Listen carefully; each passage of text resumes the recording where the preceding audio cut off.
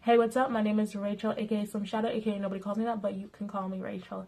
I have a hair review, if you're interested, how this hair is, how it sheds, all this, that, all the good, the bad, and the ugly. I do have a review on that on my channel, so if you want to know about this hair, go check it out. But today's video is going to be about my Poshmark do's and don'ts.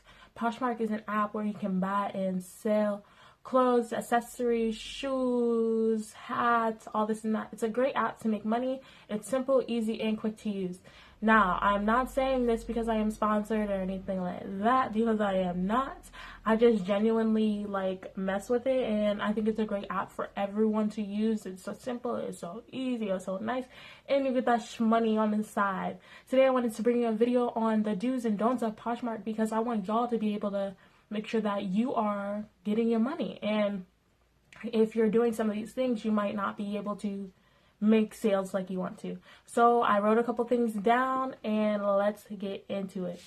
Number one thing I would like to say is that you want to clean your items before listing them. I know this may be common sense for a lot of people, but to some people it is not. I know in some cases, for the most part, I see this in regards to shoes. People do not clean the shoes before listing them. And it's like, homie, if you want your money, you might have to clean the shoes a little bit. Sometimes in the listings, I see how they're like, we'll clean before sending them out. And it's like, boo, you should clean before listing them. I don't want to see a pair of shoes that could have potentially been nice and worth me buying if they look dirty. People dead ass will list dirty shoes like this for $35. I'm not kidding. And it's kind of annoying to see because it's like all you have to do is take the time to clean them up and list them. So make sure you clean your items before buying them. The next thing is, I'm not going to do numbers because I definitely will forget, but on to my next point. The next thing that you want to do is you want to make sure the quality of the pictures that you take are really nice. Now, you don't have to have a DSLR or a compact camera. We live in a age where almost everyone has a smartphone, and if you don't, there's absolutely nothing wrong with that. But most of us have smartphones, cellular devices with the phone on them where we could take nice pictures. You want to make sure the quality of your pictures is really good and really clear so that people can see how nice your item is. Because if you you take a blurry picture, then people are going to be like, oh, that kind of looks nice, but I can't really tell, or things like that. So you want to make sure that the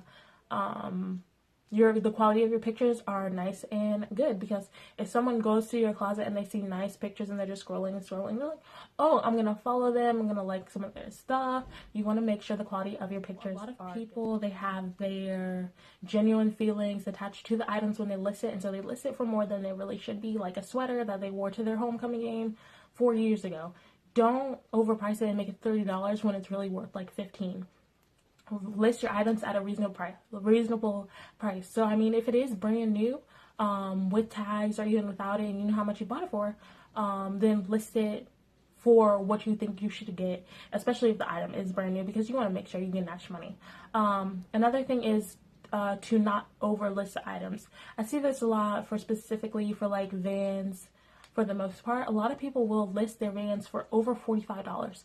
On average, Vans usually cost like $45 and some change or whatever. People will list these shoes for like $50 or $60, and it's like, bro, I could get a brand new pair of Vans for that price and a burrito. Like, come on. And I know it's because Poshmark does take like a flat rate fee or something, so it's like they're trying to make their money back in a way, because Poshmark does take that little fee. So it's like, well, I'm gonna charge more because I want my whole price that I paid for it back, when the reality of it is that's not always the best thing to do, because people would rather just go and buy the item themselves then.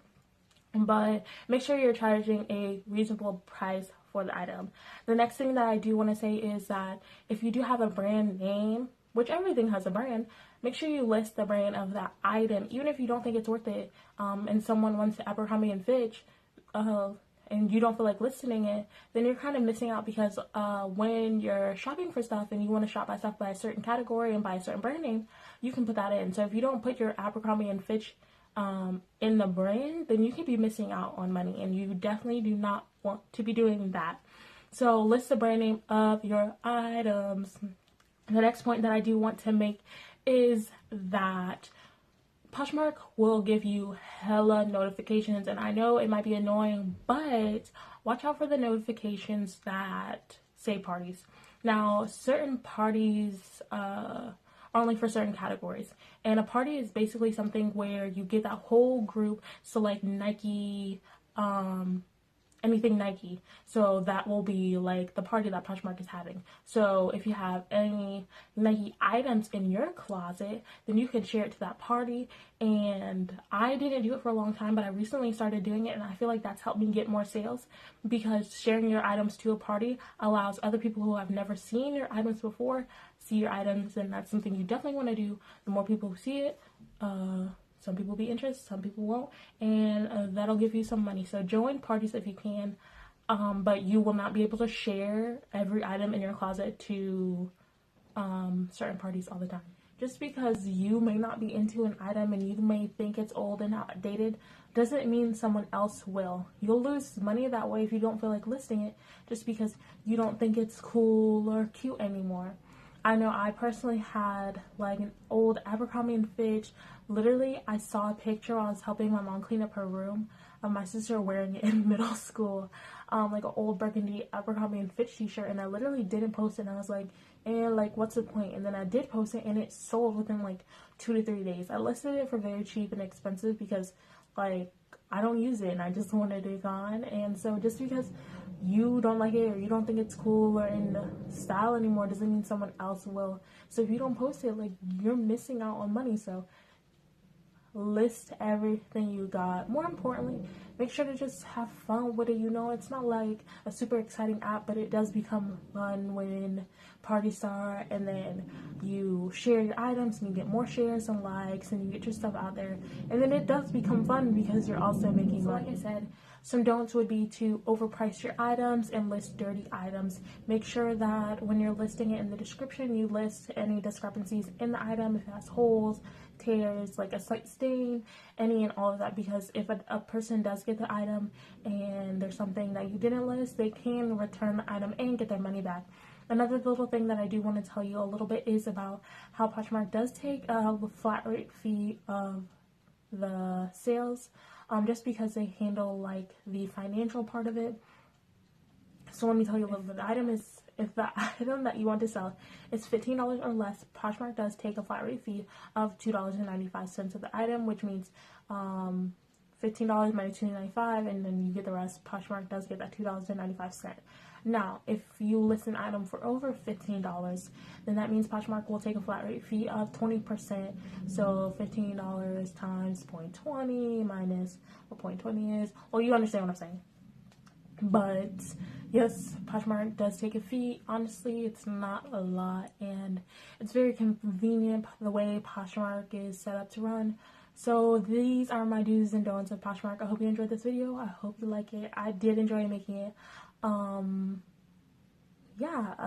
Make money, sell what you have, so you can shop for what you really want. Hope you enjoyed this video. Make sure to check out some of the other stuff on my channel.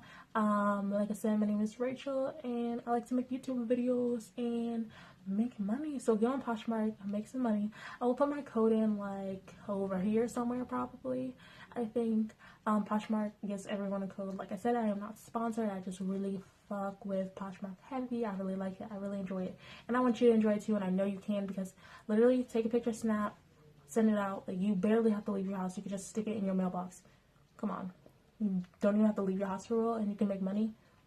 Let's get with it. I will have another video on how to use Poshmark specifically, so watch out for that. It might be before or after this one. I don't know the order in which I'll upload, but thanks for watching again, even though I think I already said it.